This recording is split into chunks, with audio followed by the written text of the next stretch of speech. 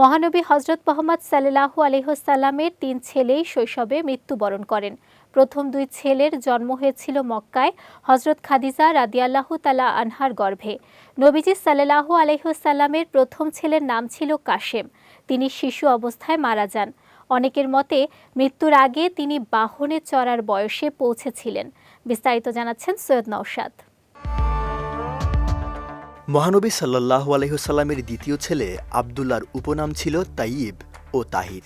প্রথম সন্তানের মতো তিনিও শিশু অবস্থায় মক্কায় মৃত্যুবরণ করেন। এরপর মদিনায় অষ্টম হিজরিতে নবীজির তৃতীয় ছেলে ইব্রাহিমের জন্ম হয়।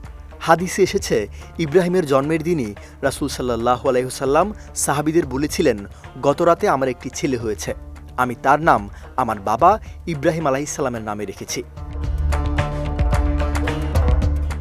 ইব্রাহিমকে উম্মে সাইফ নামের একজন ধাত্রীর কাছে রাখা হয়েছিল, যিনি ছিলেন লৌহকার আবু সাইফের স্ত্রী। পরবর্তীতে ইব্রাহিম অসুস্থ হয়ে পড়লে তাকে তার মায়ের কাছে নিয়ে যাওয়া হয়।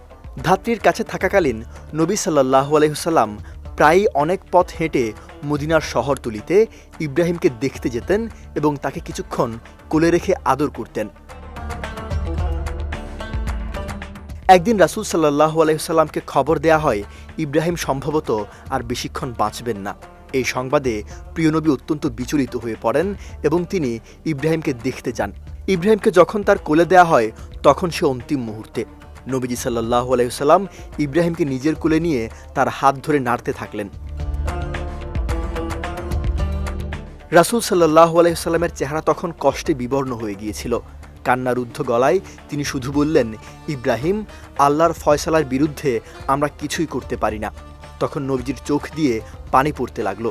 তার মা ও খালা কাঁদতে লাগলেন। মহানবীও তাদের কান্না থামাতে বললেন না।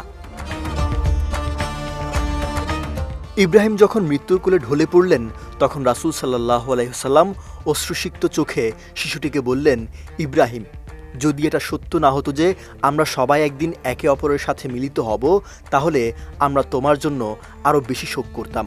এরপর তিনি বললেন, চোখ অশ্রু ঝরায়, হৃদয় শোকাহত হয়, কিন্তু আমরা শুধু তাই বলি যা আমাদের রব পছন্দ করেন। হে ইব্রাহিম, তোমার বিচ্ছেদে আমরা শোকাহত। সৈয়দ নওশাদ, বিজয় টিভি, নিউজ ডেস্ক।